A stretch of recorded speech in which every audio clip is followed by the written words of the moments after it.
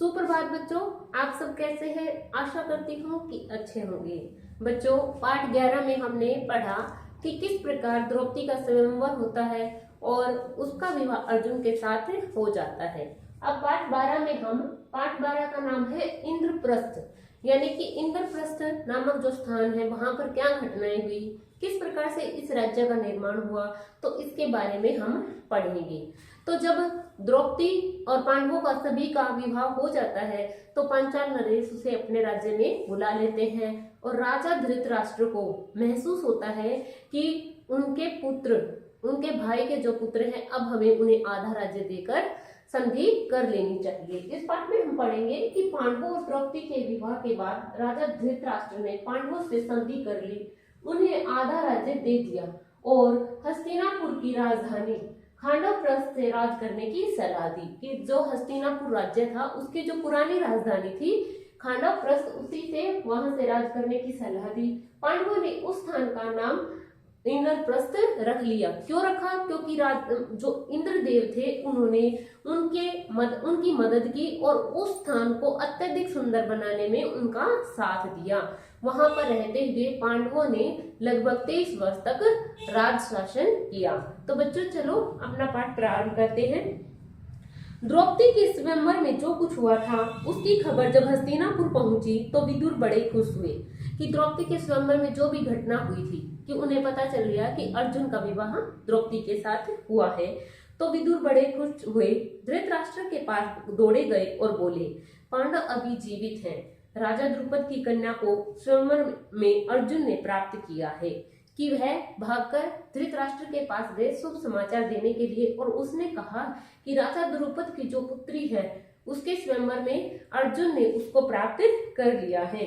पांचों भाइयों ने विधि पूर्वक द्रौपदी के साथ ब्याह कर लिया है और कुंती के साथ वे सब द्रुपद के यहाँ कुशल से हैं। तो वह समाचार देता है कि वे सभी क्या है, राजा द्रुपद के वहां पर कुशलता से हैं। यह सुनकर धृतराष्ट्र हर्ष प्रकट करते हुए बोले, भाई विदुर, तुम्हारी बातों से मुझे असीम आनंद हो रहा है। राजा द्रुपद की बेटी हमारी बहू बन गई है। यह बड़ा ही अच्छा हुआ। कि धृतराष्ट्र विदुर की बात को सुनकर खुश हो जाते हैं और कहते हैं कि विदुर, तुम्हारी बातों से मुझे असीम आनंद, असीम यानी जिसकी कोई सीमा नहीं हो, बहुत ही खुशी हो रही है। राजा द्रुपद की बेटी हमारी बहू बन गई, यह बहुत ही अच्छी बात है। उधर दुर्योधन को जब मालूम हुआ कि पांडवों ने लाभ के घर की भीषण आग से किसी तरह बचकर और 1 बरस तक कहीं छिपे रहने के बाद अपराक्रमी पांचाल राज की कन्या से ब्याह कर लिया है और वे पहले से भी अधिक शक्तिशाली बन गई हैं, तो जब इस बात का पता दुर्योधन को लगा कि वो लाभ के घर से बच निकले थे और 1 वर्ष में वो क्या हो गए, अत्यधिक शक्तिशाली हो गए हैं और अब पराक्रमी वीर जो पांचाल देश के राजा द्रुपद है उनकी बेटी से उसने विवाह कर लिया है। अब वे पहले से शक्तिशाली हो गई हैं, क्योंकि अब राजा द्रुपद की सेना भी उसके साथ लगेगी।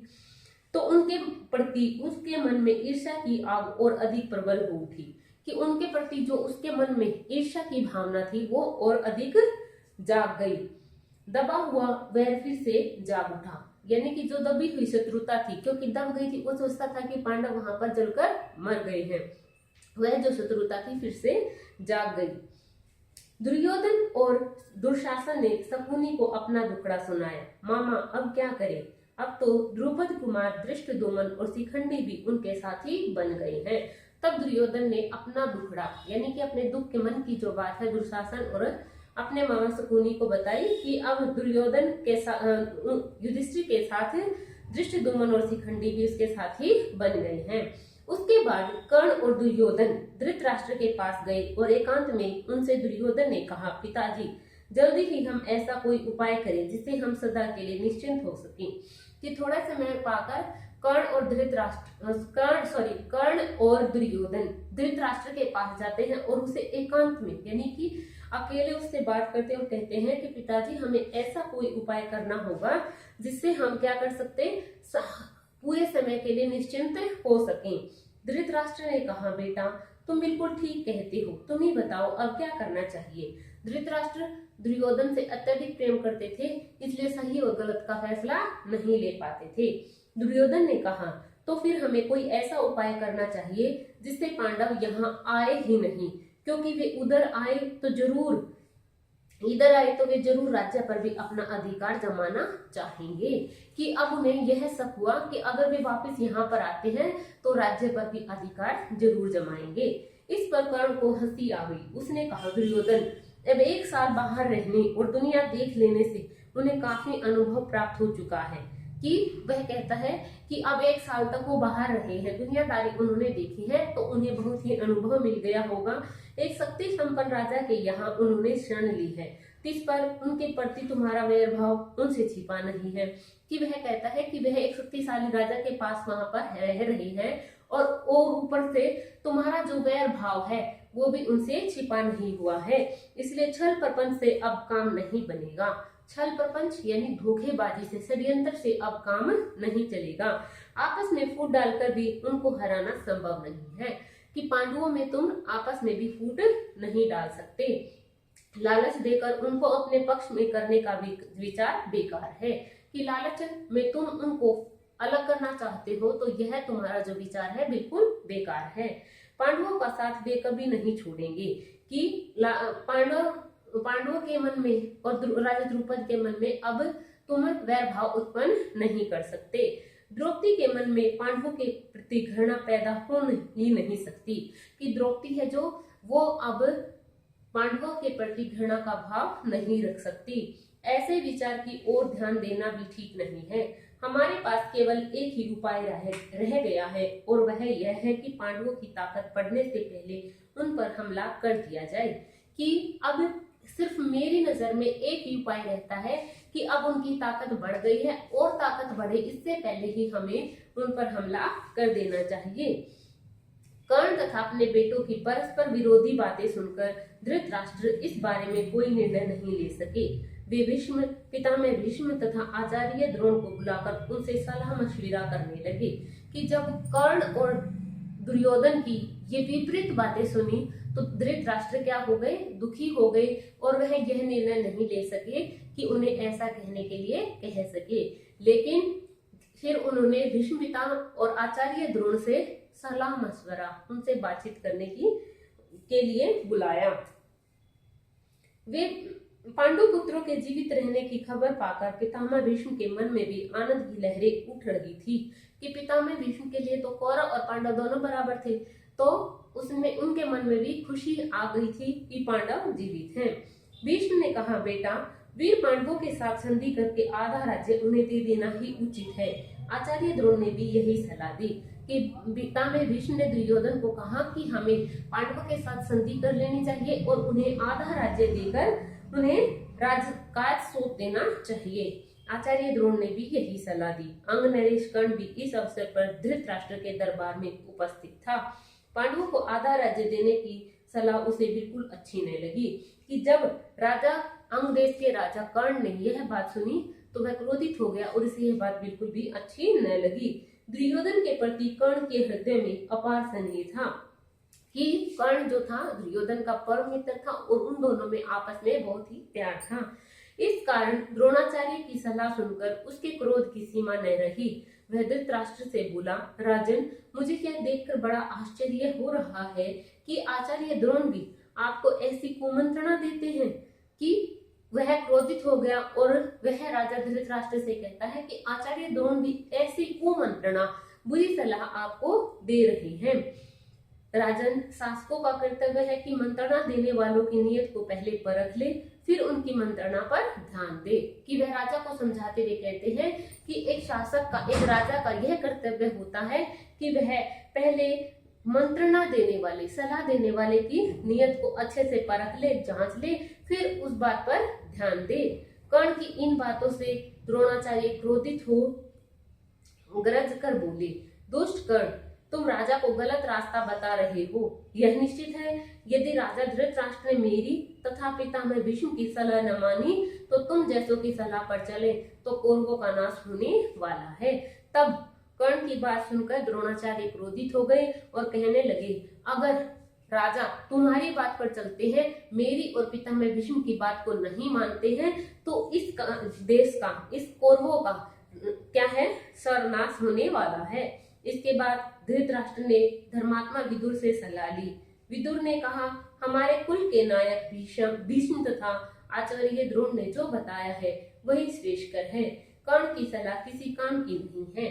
अंत में धृतराष्ट्र को विदुर ने बताया कि हमारे कुल के जो नायक हैं भीष्म और जो गुरु है द्रोणाचार्य, उनकी सलाह बिल्कुल ठीक है, श्रेयस्कर है, सम्मानीय है, लेकिन जो कर्ण की सलाह है वे बिल्कुल खराब है। अंत में सब सोच विचार कर धृतराष्ट्र ने पांडु के पुत्रों को आधा राज्य देकर संधि कर लेने का निश्चय किया। कि अंत में सारी बातें हो गई, तब धृतराष्ट्र ने निर्णय लिया कि हम पांडवों को आधा राज्य दे देंगे और उनसे संधि कर लेंगे, और निश्चय किया कि पांडवों को द्रौपदी तथा कुंती सहित आदर लिवा लेने के लिए विदुर को पांचाल देश भेजा जाए, कि आदर के सहित कुंती और द्रौपदी को वापस लाया जाए और पांचाल देश के लिए विदुर को वहां पर भेज दिया जाए। विदुर पांचाल देश को रवाना हो गई। पांचाल देश में पहुंचकर विदुर ने राजा द्रुपद को अमूल्य उपहार भेंट करके उनका सम्मान दिया और राजा धृतराष्ट्र की तरफ से अनुरोध किया कि पांडवों को द्रौपदी सहित हस्तिनापुर जाने की अनुमति दे। तब विदुर पांचाल देश के राजा द्रुपद के पास गए और उन्होंने उसे अमूल्य भेंट देकर और कहा कि वह पांडवों के साथ द्रौपदी को आदर सहित हस्तिनापुर में भेजने की अनुमति दे दे, आज्ञा दे दे। विदुर का अनुरोध सुनकर राजा द्रुपद के मन में शंका हुई कि जैसे ही विदुर ने की बात उन्होंने सुनी, उनकी जो विनती थी उन्होंने सुनी, तो उसके मन में शंका आ गई। उनको धृतराष्ट्र पर विश्वास न हुआ, उन्हें विश्वास नहीं हो रहा था कि राजा धृतराष्ट्र ऐसा करेंगे। सिर्फ इतना कह दिया कि पांडवों की जैसी इच्छा हो वही करना ठीक होगा।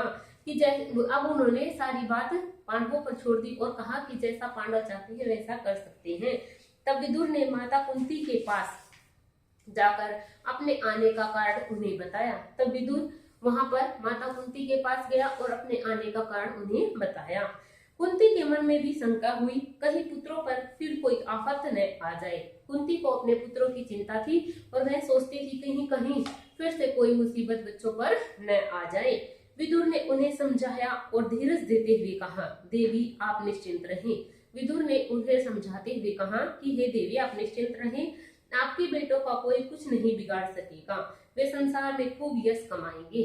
वह उनकी प्रशंसा करते हुए कहते हैं कि आपके पुत्रों का इस संसार में कोई कुछ नहीं बिगाड़ सकता, ये संसार में यश प्राप्त करेंगे, प्रसिद्धि प्राप्त करेंगे और विशाल राज्य के स्वामी बनेंगे। आप सब बेखट के हस्तिनापुर चलिए, कि बेखट के बिना किसी चिंता के। आखिर द्रुपद राजा ने भी अनुमति दे दी और विदुर के साथ कुंती और द्रौपदी समेत पांडव हस्तिनापुर को रवाना हो गए। तो अंत में राजा द्रुपद ने अनुमति दे दी और विदुर और कुंती के साथ द्रौपदी को भी हस्तिनापुर भेज दिया। उधर हस्तिनापुर में पांडवों की स्वागत की बड़ी धूमधाम से तैयारियां होने लगी।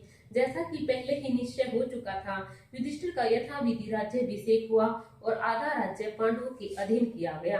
कि धूमधाम से उनका स्वागत हुआ और पहले से ही निश्चित कर लिया था कि राजा युधिष्ठिर का राज्याभिषेक किया जाएगा और उसे आधा राज्य दे दिया जाएगा। राज्याभिषेक के उपरांत युधिष्ठिर को आशीर्वाद देते हुए धृतराष्ट्र ने कहा, बेटा युधिष्ठिर, मेरे अपने बेटे बड़े दुरात्मा हैं, एक साथ रहने से संभव है कि तुम लोगों के बीच में वैर बढ़े।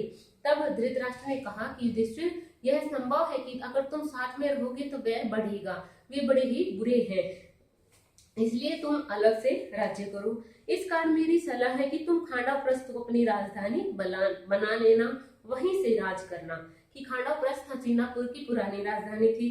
खांडवप्रस्थ वह नगरी है जो पूर्व नहुष, ययाति जैसे प्रतापी पूर्वजों की राजधानी रही है। कि जो हस्तिनापुर के राजा थे उनकी राजधानी थी। हमारे वंश की पुरानी राजधानी खांडवप्रस्थ को फिर से बसाने का यश और श्रेय तुम्हीं को प्राप्त हो। कि खांडवप्रस्थ को फिर से एक नया राज्य बनाकर, एक नई राजधानी बनाकर तुम वहां से राज शासन करो और उसका यश भी तुम्हें प्राप्त होना चाहिए। धृतराष्ट्र के मीठे वचन सुनकर पांडवों ने खांडवप्रस्थ के भग्नावशेषों पर, जो कि उस समय तक निर्जन वन बन चुका था, निपुण शिल्पकारों से एक नए नगर का निर्माण करवाया। खांडवप्रस्थ के भग्नावशेषों पर, कि खांडवप्रस्थ की जो इमारतें ढह गई थी, जो अवशेष बच गए थे, उन पर उन्होंने अच्छे शिल्प कारीगरों, यानी कि जो अच्छे कारीगर थे, अच्छे जो मिस्त्री थे, उनसे एक नए नगर का निर्माण करवाया। सुंदर भवनों, अभेद दुर्गों आदि से सुशोभित उस नगर का नाम इंद्रप्रस्थ रखा गया। कि सुंदर भवन बनाए गए उस नगर में, अभेद दुर्गों, अभेद यानी जिसको कोई भी न काट सके, जिसको कोई अंदर क्रॉस करके अंदर न जा सके, ऐसे दुर्गों से सुशोभित, ऐसे किलों से सुशोभित उस नगर का नाम इंद्रप्रस्थ रखा गया। इंद्रप्रस्थ की शान एवं सुंदरता ऐसी हो गई कि सारा संसार उसकी प्रशंसा करते नहीं थकता था। कि इंद्रप्रस्थ एक ऐसा सुंदर नगर बन गया कि पूरा संसार अब उसकी प्रशंसा करता था।